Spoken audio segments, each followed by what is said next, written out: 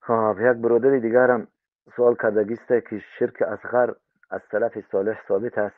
بله برادر جان، حدیث ها هست در این باره شرک اصغر که رسول الله صلی الله علیه وسلم میگه ان اخوف ما اخاف عليكم الشرك الاصغر. قالوا وما الشرك الاصغر يا رسول الله؟ قال الرياء. رسول الله صلی الله علیه وسلم گفتن که بیمناکترین چیزی که بر شما میترسم شرک اصغر است. گفتن که یا رسول الله شرک اصغر چیست؟ رسول الله صلی الله علیه و گفتن که ریا هست. یعنی شرک اصغر برادر چی بوده است؟ ریا است. ابن مسعود رضی الله عنه میگه که الریا من الشرک، ریا میگن شرک است. یعنی شرک چیز؟ شرک اصغر. شرک اصغر هستی چی است؟ گناه هست، گناه کبیره است. قال ابن عباس رضی الله عنهما الشرك في هذه الأمة أخوف من دبيب النمل وهو أن يقول وحياتك وحياتي. ابن عباس رضی الله عنه گفتگی که شرک در امت پنهانتر از حرکت چی است؟ یعنی مرچه است.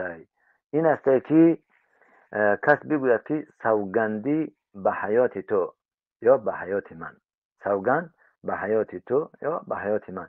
مانند که امروز مشرکین سوگند میخورند، قسم به حسین، قسم به فلانی، قسم به عباس. اینا همش چی هستند؟ شرک اصغر هستند. حذیفه رضی الله عنه میگد که حذیفه ابن یمان لا یصیبنکم الشرک فی هذه الامه. قیل و کیف؟ قال بالریا. یعنی گفت که حذیفه رضی الله عنه که شما از شرک در این امت گرفتار میشوه. یعنی گفتن که چه رقمی؟ گفت که با ریا. یعنی ریا در وسط شما میدره که این خودش چی است؟ شرکی اصغر است. حسن بصری رحمه الله میگه که قال خافه المؤمنین ما خافه المؤمنون اشد من الریا هو شرک الاصغر. حسن بصری میگه که مؤمنان از همه بیشتر از ریا چیکار میکردن؟ میترسیدن، زیرا که این چی است؟ شرکی اصغر است. بارک الله فیکم. یعنی در این باره بود حدیث ها زیاد هستند.